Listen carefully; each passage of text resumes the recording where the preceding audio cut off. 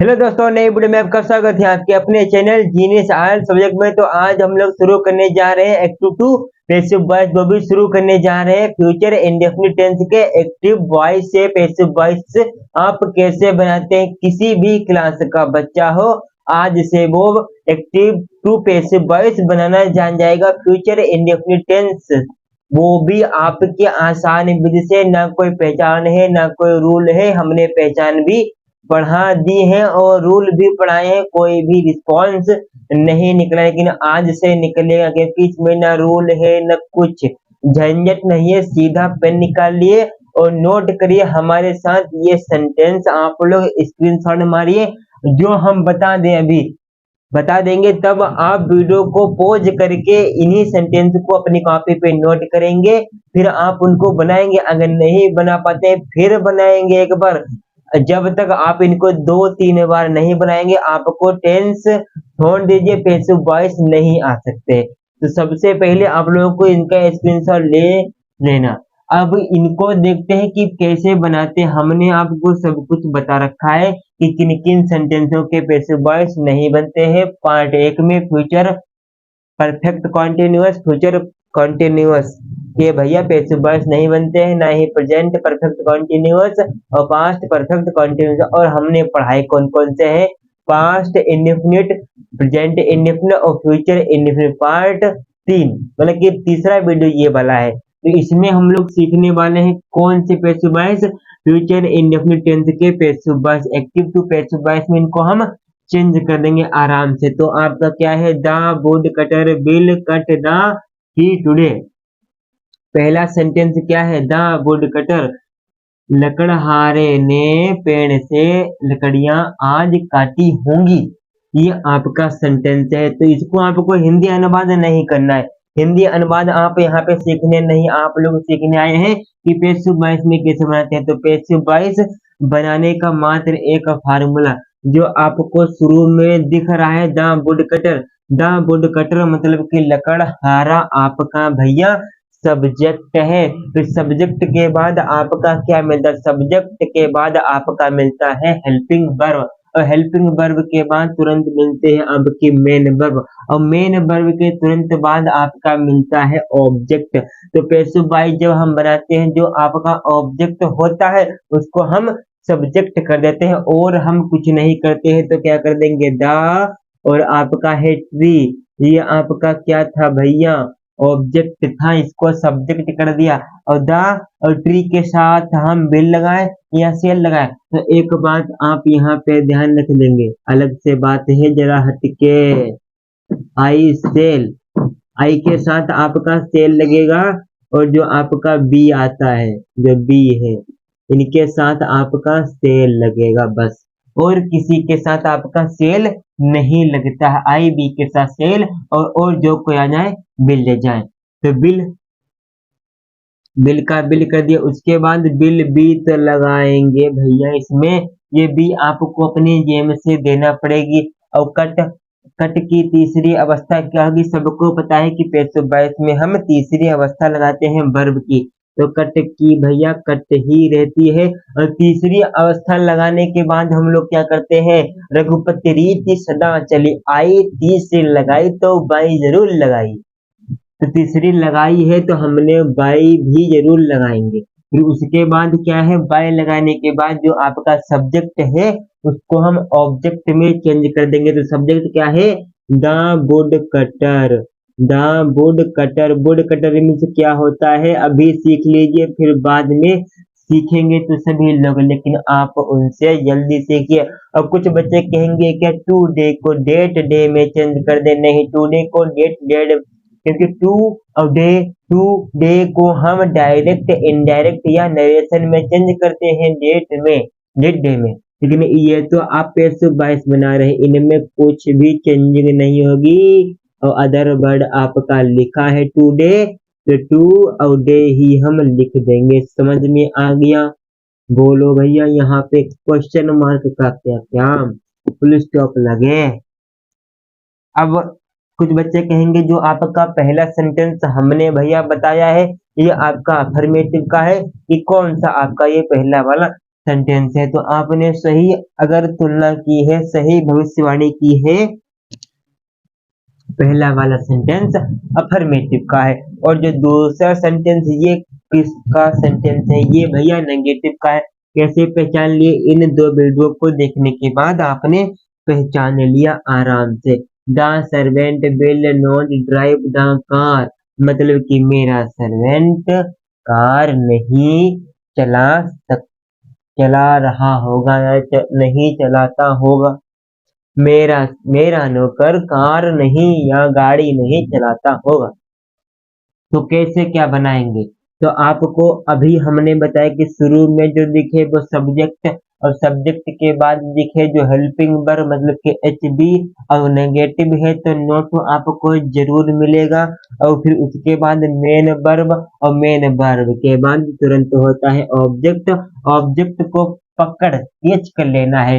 तो क्या लिखेंगे हम? The car.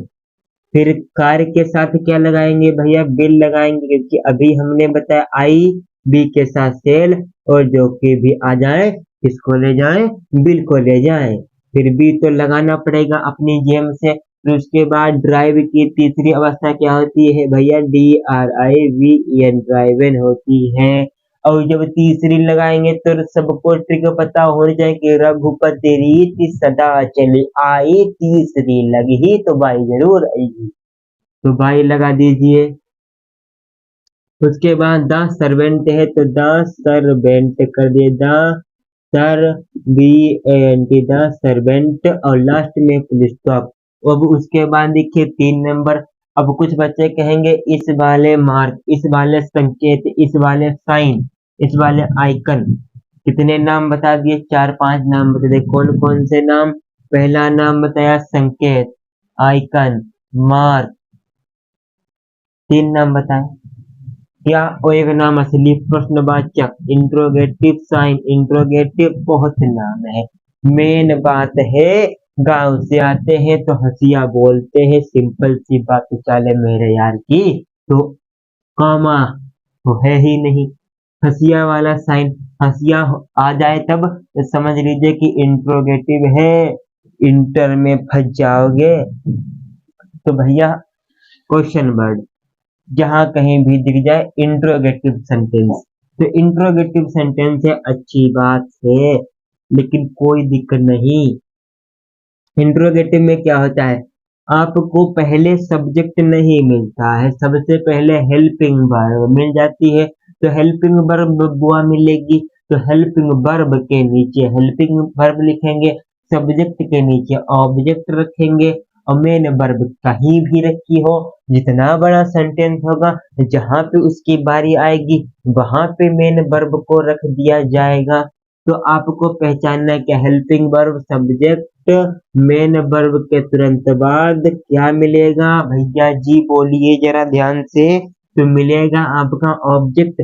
ऑब्जेक्ट आपका है अस, और अस है ऑब्जेक्ट। ये तो सच में निकल आया ऑब्जेक्ट। जब सच में निकल आए तो, सच में निकल आए तो ऑब्जेक्ट तो क्या करना होता है? तो उसका ऑब्जेक्ट का सब्जेक्ट करना होता है। तो सब्जेक्ट क्या होगा भैया? बी होता है, और बी तो भैया कहता है हम तो हैं राजा के घर के, तो सेल को लेंगे, बिल को थोड़ी ना लेंगे। तो सेल कर दिए बड़े अक्षरों में। क्या करना है भैया? सेल को बड़े अक्षरों में लिख देना है। फिर उसके बाद अगर नोट हो तो नोट लगाओ, अगर ना हो तो ना लगाओ। और एक कंपनी है तो इसकी तीसरी अवस्था क्या होगी भैया जी? ए कंपनी, ठीक है, ये आपकी तीसरी अवस्था। फिर उसके बाद आपको लगा देना है बाई। लगाने के बाद क्या करेंगे?